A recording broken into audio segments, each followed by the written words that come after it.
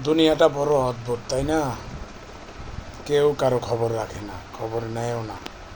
ব্যস্ত শহরে মানুষগুলা সবসময় ব্যস্ত থাকে। কেউ কারো খবর নেওয়ার সময় পায় না এবং সময় থাকে না। এটাই বাস্তব। এই জন্য বলবো, যে যত কাজই করেন না কেন অবশ্যই পরিবার এবং আত্মীয় স্বজনের সাথে যোগাযোগ রাখবেন। কারণ তাদের সাথে যোগাযোগ না রাখলে একসময় আপনি আত্মীয় থেকে বিচ্ছিন্ন হয়ে যাবেন। এই জন্য সবসময় আত্মীয় স্বজনের সাথে যোগাযোগ রাখবেন, তাহলে কখনো আত্মীয় থেকে বিচ্ছিন্ন হবেন না।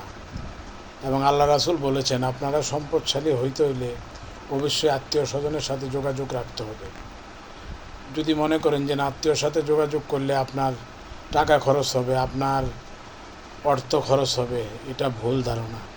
আত্মীয়দের সাথে যোগাযোগ রাখবেন, তাদের সাথে ভালো সম্পর্ক রাখবেন, অবশ্যই আপনি ভালো থাকবেন এবং আল্লাহ পাক আপনাকে ভালো রাখবেন। আসসালামু আলাইকুম।